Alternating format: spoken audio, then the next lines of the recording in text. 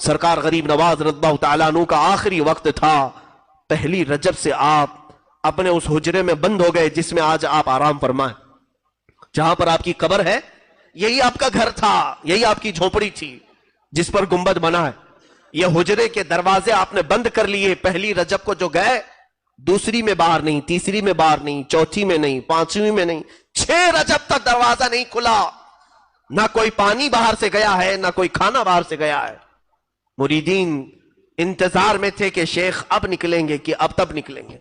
6 رجب تک ذکر اللہ کی آواز آتی تھی جو سرکار غریب نواز رضی اللہ تعالیٰ عنہ کا خاص ذکر تھا، لیکن اچانک 6 رجب المرجب کی دوپہر کے وقت، ظہر کا وقت تھا، ذکر کی آواز بند ہو گئی۔ ذکر کی آواز بند ہوئی تو موجود جو آپ کے مریدین متوسلین تھے، دروازہ توڑ کر جب وہ اندر گئے تو دیکھا ایک چارپائی پر آپ نہایت ہی آرام سے سوئے ہیں، آپ کی پیشانی سے پانی کے قطرے ٹپک رہے ہیں، اور جسم ایسا لگتا تھا جیسے کوئی غسل دے کر کے سلایا ہے۔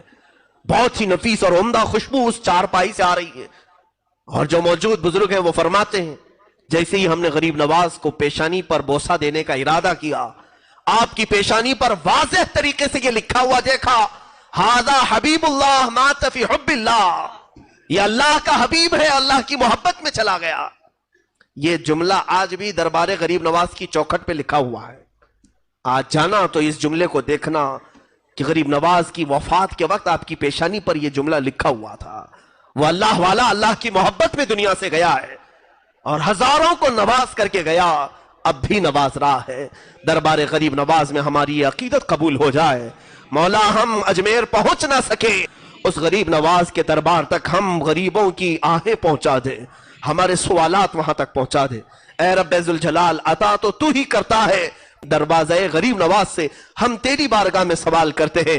آج تیرے اس معین الدین حسن چشتی کا یوم وصال ہے، ان کی شب ششم ہے مولا، اس شب کی برکت سے ہم سب کے دلوں کی اندھیریوں کو دور فرما دے۔ اس شہنشاہ ہند کے دربار میں حاضر ہیں سنجر کا وہ علاقہ، غریب نواز کے والد گرامی سید غیاث الدین رضی اللہ تعالیٰ عنہ اور ان کی والدہ بی بی ام الورا، دونوں حافظ قرآن تھے، دونوں عالم تھے، اور یہ تقریباً 537 ہجری کے قریب کا کچھ واقعہ ہے۔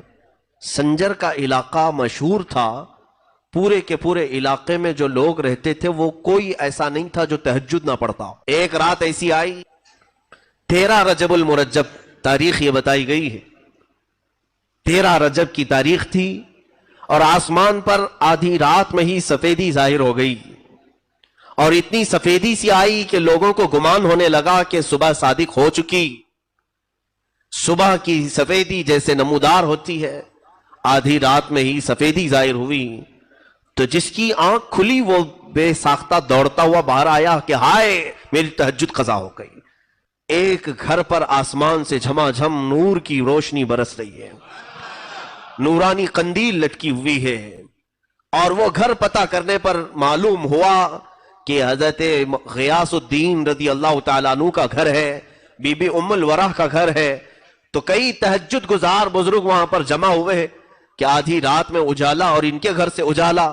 ابھی یہ سب کشمکش میں تھے کہ غیاث الدین کا دروازہ کھلا، ایک دایا باہر آئی اور معین الدین کی ولادت کی خوشخبری سنائے۔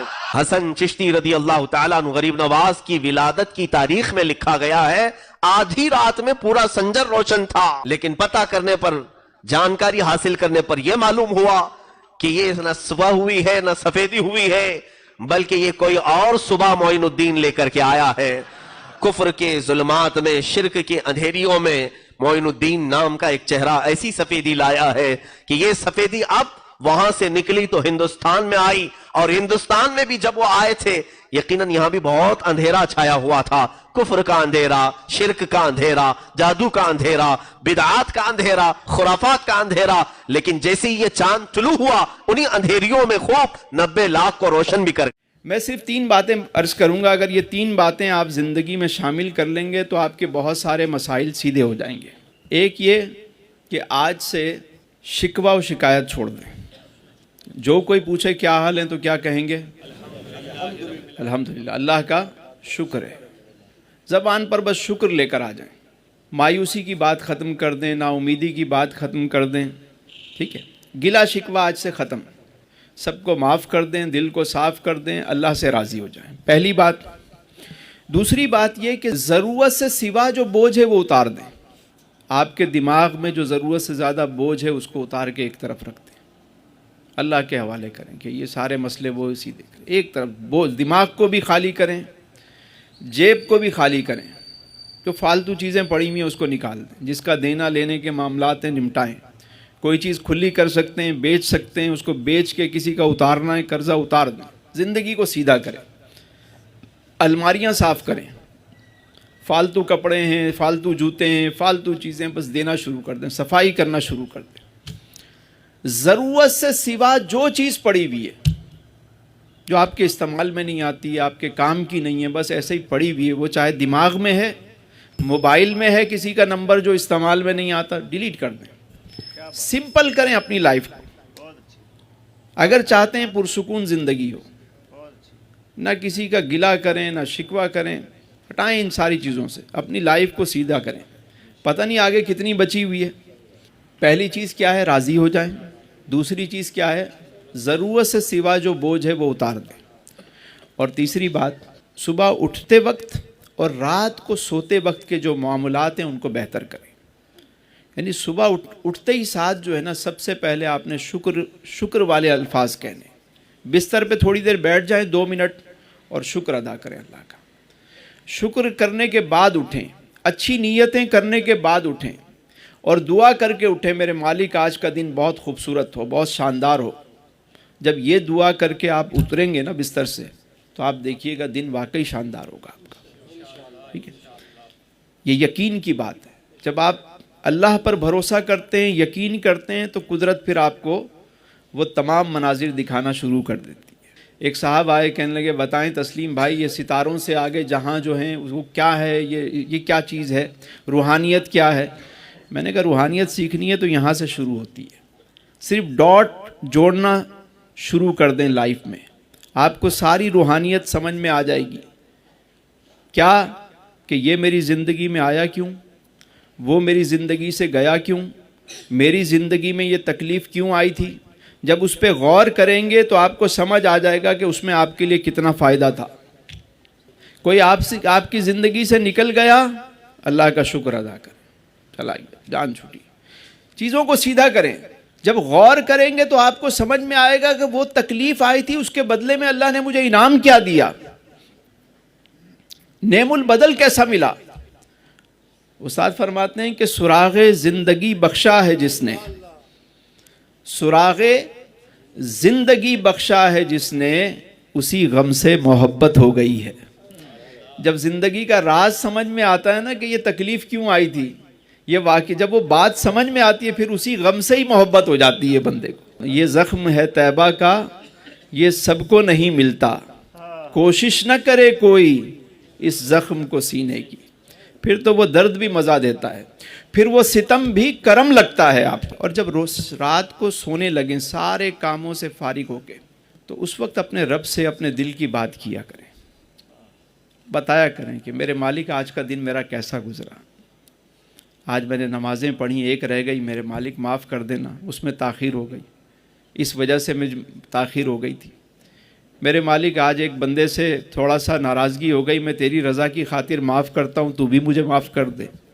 اپنے رب سے روزانہ اپنا حال بیان کیا کریں سوتے وقت, بس دل ہی دل میں, اور درود شریف پڑھتے ہوئے آپ سو جایا کریں.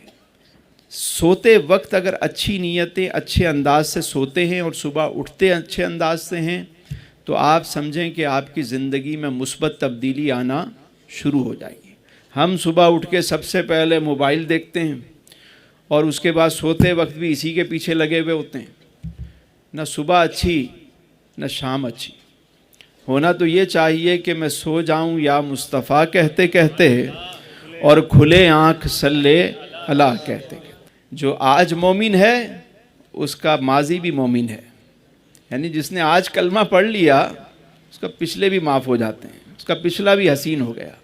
تو آج سے ایک نئی اپنی زندگی کے اندر ایک اچھی تبدیلی لے کر آئیں. نیا سال آنے والا ہے, اچھے ارادے کریں, اپنی زندگی کو ایک مثبت بنائیں, بامقصد بنائیں, گولز بنائیں, اور ایک الٹیمیٹ اپنی زندگی کا گول بنائیں کہ یہ چیزیں ہو گئیں تو میرا الٹیمیٹ گول یہ ہے, قدرت نے مجھے موقع دیا تو میں یہ اپنی زندگی میں یہ کام کر کے جاؤں گا.